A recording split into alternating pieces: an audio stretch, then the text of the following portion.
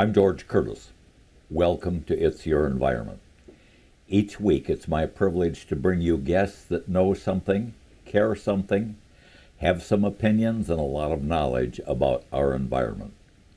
Those of you who follow this show realize that along with my many other biases, I think the environment is interrelated throughout the entire Earth. That what happens in India, what happens in Russia, what happens in Omro, Van Dyne, Oshkosh, Detroit, is all a part of a greater interrelated society.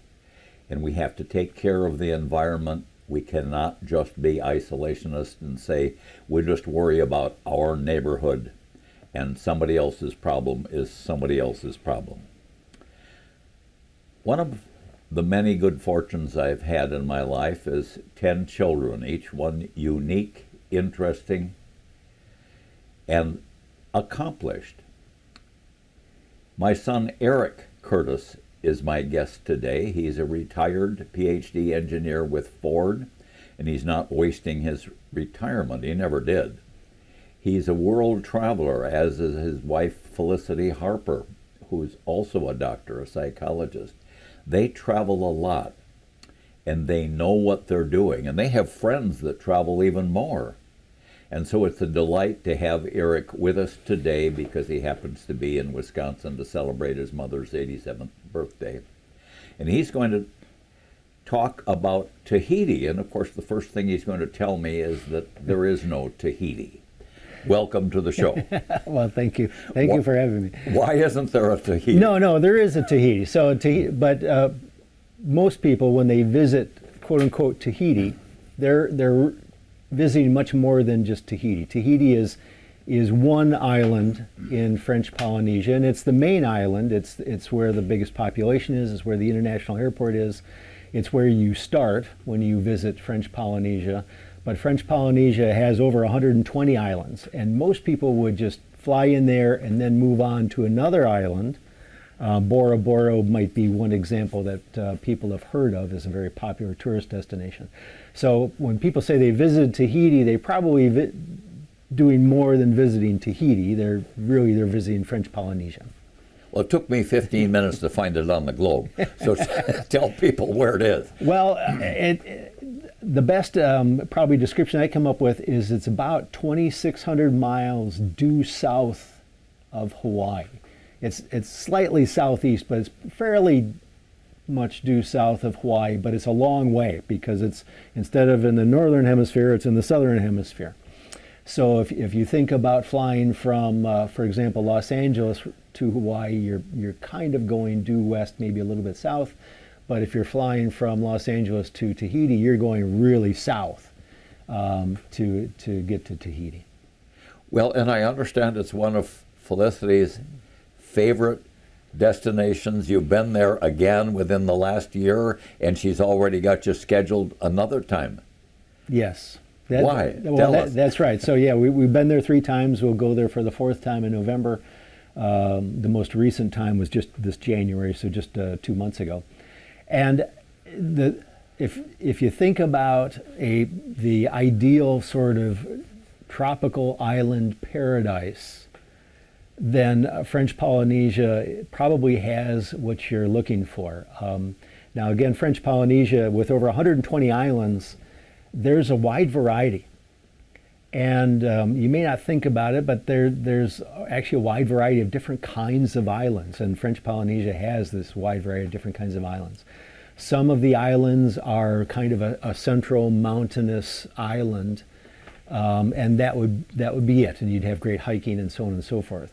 Other islands in Bora Bora, as an example, where you've got a central mountain island, but then you've got a ring of islands around that center.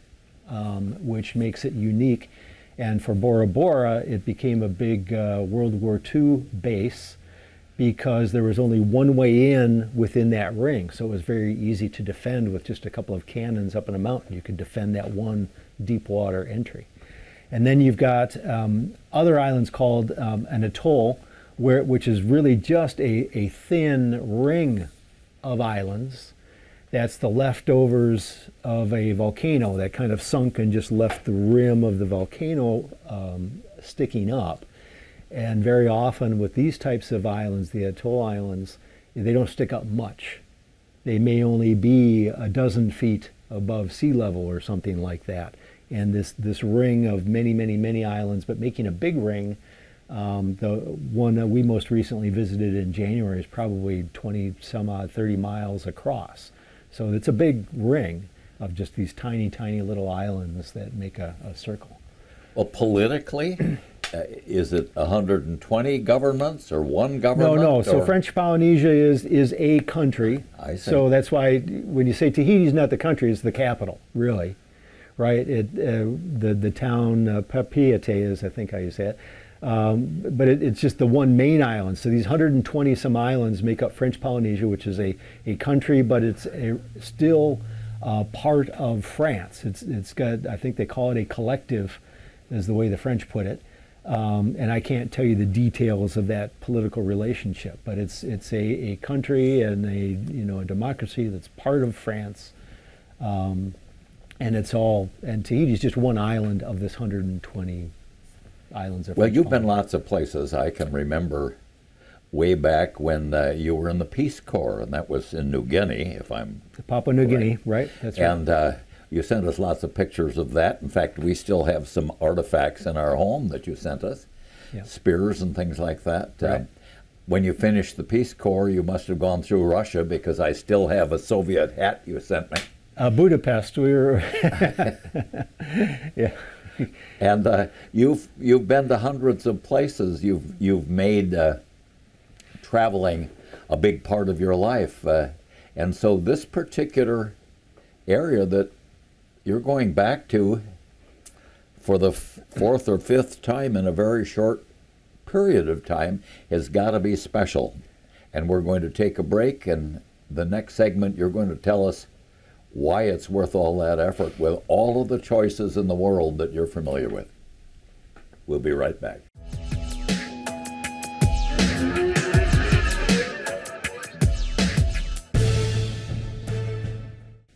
Welcome back to It's Your Environment. I'm George Curtis. My guest is my son, Eric Curtis, who is a world traveler, along with his wife, who also is a world traveler, and they have friends that travel even more than they do.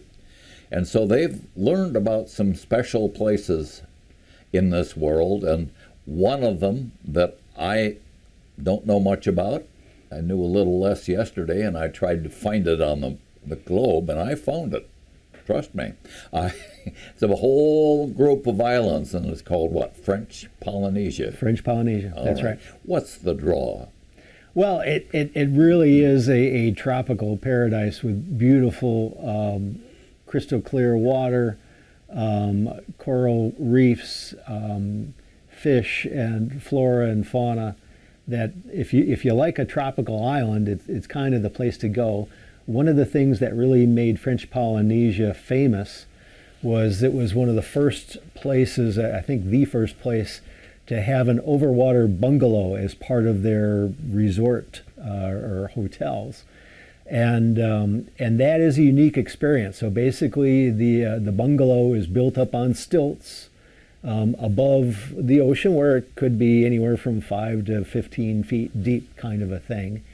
And very often they will have a glass part of the floor, so you're actually seeing fish and things kind of swim underneath your bungalow while you're having coffee in the morning or a beer in the evening.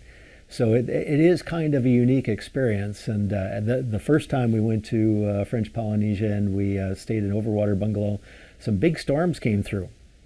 And I will say, trying to sleep when this whole bungalow is shaking side to side, I wasn't sure if they were ever going to find our remains. But the bungalow held up, and we did just fine. But it was quite a unique experience. Well, when you're not in the bungalow watching the fish go underneath, what else is going on around the area that is worth exploring? Are there shops? Are there museums? Are there boating trips? Is there something you can do on your own with a canoe or a kayak? Yeah, and there's a variety of activities. Certainly, snorkeling and scuba diving are very big in French Polynesia, and certain islands would be known for certain sorts of scuba diving or snorkeling, and we have done a lot of snorkeling in multiple islands in French Polynesia. Hiking, depending upon the island, if you've got one of these more mountainous islands, then there could be excellent hiking. Kayaking, we've done quite a bit of just taking the kayaks out and interweave along the islands. Especially we've stayed in a atoll island a couple of times, and you just go from little island to little island to little island, but you're on the ocean, right? But you're fairly protected, and that's been fantastic. There are some museums, but not too much nightlife. The islands that we go to tend to be fairly on the remote side, so really trying to get away from more of that than trying to find the nightlife. The other two things I'll mention that are very big in certain islands, one is black pearls. So Tahitian pearls is a major industry in some of the islands, and we had a chance to scuba dive down to see how they harvest those black pearls and how they farm them, which is a pretty amazing thing. And the black pearls themselves are fantastic. And then the other thing that I mentioned off camera, but we were in the growing of vanilla. So Tahitian vanilla, and these long vanilla beans are a big industry on a few of the islands. And we both have a passion for fresh fish. And I'll tell you a little bit of a story here. So one evening we were at dinner. It was our first trip to Tahiti, and the waiter, was taking our order, and I've got the fish of the day with a citrus sort of a sauce on it, and he said, "Have you tried our vanilla sauce?" And this was our first trip to Tahiti, and I'm thinking vanilla on fish. I mean, I think of vanilla ice cream, right? Or maybe vanilla cake as a sweet thing, but vanilla on fish, I had not heard of that. And he said, "You must try it." And I did, and I've never had something so wonderful in my entire life. And so every other day, I got the fish of the day with vanilla sauce. It was just amazing. So you never know what you're going to like, but trying new things, of course, is part of travel. And you don't always stay in the same bungalow during your trip. You move around from island to island. Do I follow you? Yes, absolutely true. So each time that we've gone to French Polynesia in order to explore, right? Because with over 120 islands, and that's just kind of counting the big ones, right? That's not even counting all the little ones. Each one is going to be a little different and have a little bit different things to offer. So every time we've gone to French Polynesia, we've tried to go to at least 3 different islands as part of the trip, and that's been a fun way to explore and get to know different areas. So, well, with 120 islands, they either have no crime or one hell of a police force. I don't know that I've ever seen a police officer. So I think that's true. I don't think I've ever seen a police officer. Now, by far, most of the population is on the island of Tahiti, that main island where the international airport and the big city is, and we don't spend any time there. Right, as soon as we arrive, we jump on the next plane to go to another island, and then usually after that another boat to go to an even smaller island from there. So we're staying in pretty remote places, and I've never seen a police officer. Okay, we have to take our second break, but I'm going to ask you when we come back for the third segment about the different places you move to. I'm gathering that on one vacation you might be at 2, 3, or more different bungalows or places you stay. That's right. We'll be right back.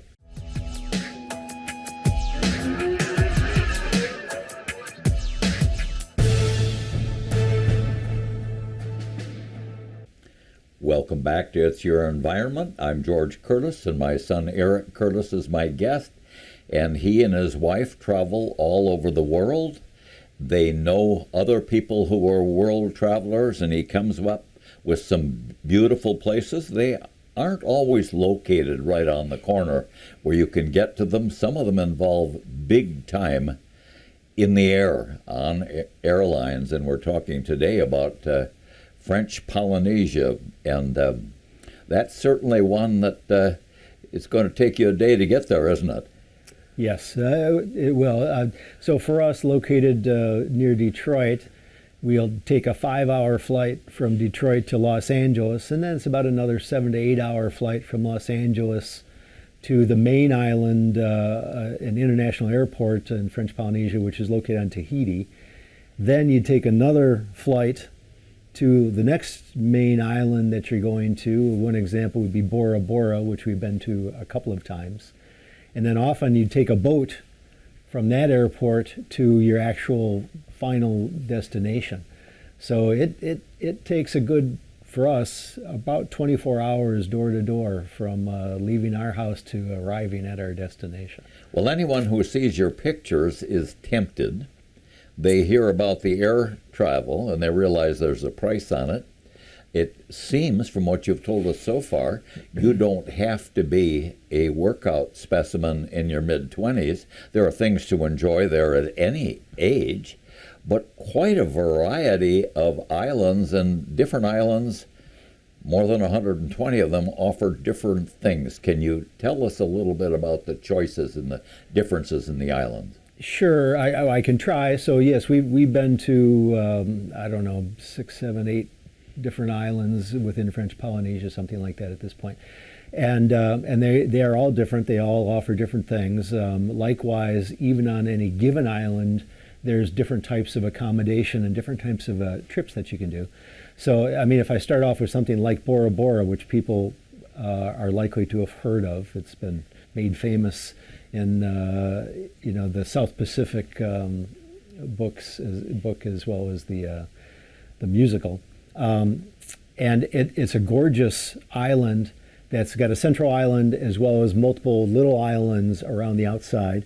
The first time we went, we stayed at a Airbnb on the main island and rented a car, and so we had some mobility. We could take a drive around the car, do our own sightseeing.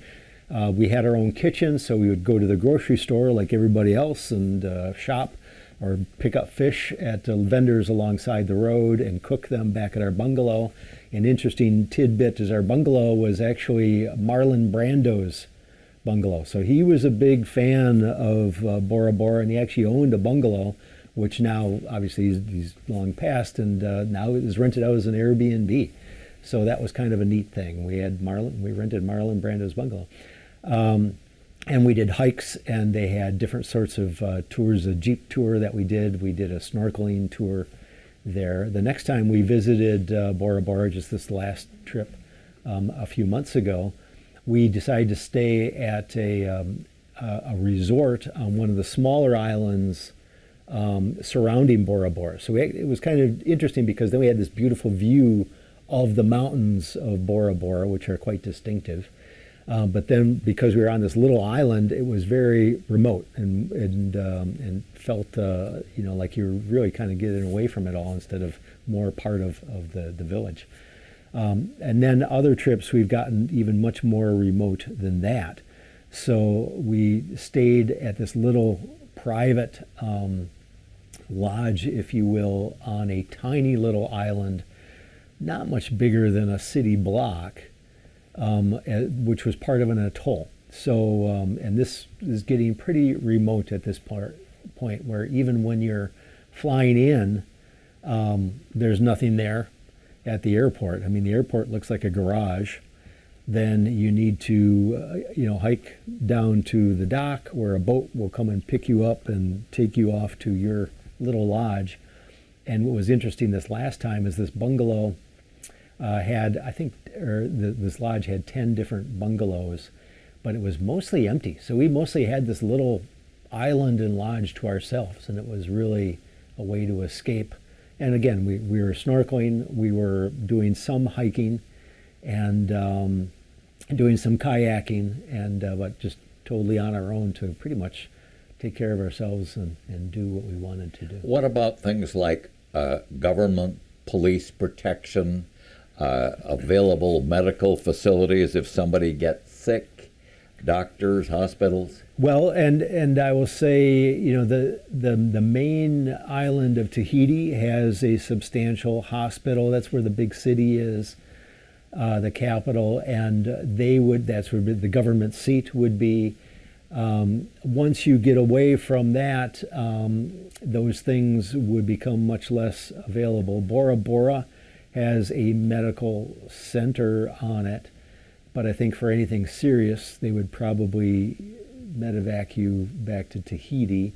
On this tiny little atoll island, I don't know. I think you're a flight to Tahiti to get any sort of medical attention, and on these remote islands, there's no need for police. I don't think. I mean, I never saw a police officer in any of these remote places. Well, with 120 islands, you've got a lot of beach frontage. Yes. And you've walked some of those beaches. Do you see the debris, the garbage, and things like that we see in this country? Honestly, no. I mean, the places that I've been have been quite pristine. What you can see, I think, a little bit is in some places the coral. If it's a more touristed area, the coral reef may have taken a little bit of a beating from just too much tourist traffic. But if you're in a non-touristy area, then it's still going to be quite pristine. The one thing, and especially on the atoll islands, because they have no elevation to them, they may only be 10 feet above sea level, is that with rising seas and increasing severity of storms, they are suffering more from flooding. And actually, the small little place that we stayed at this last time, the owner, the proprietor, told us that they've been having floods that they'd never had in the past. And he suspected they only had 20 years left before they were going to get wiped out by flooding. So,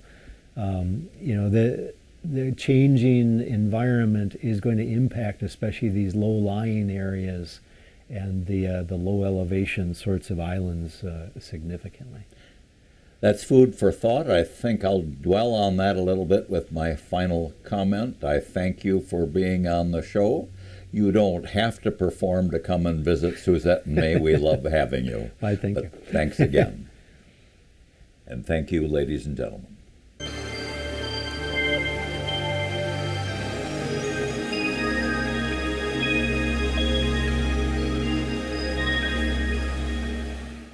It's great to have Eric here, even if he doesn't have to perform.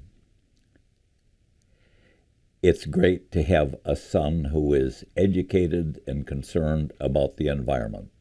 And the last point that Eric made is a great point to end this show. The global warming, the melting of the glaciers throughout both the top and bottom of the world is changing the sea level in the middle of the world, and it's destroying an ecosystem. It shows our responsibility, each of us, for other people we've never met in parts of the world we'll never be. We are interdependent, and we better be responsible. That's my opinion. I'm George Curtis.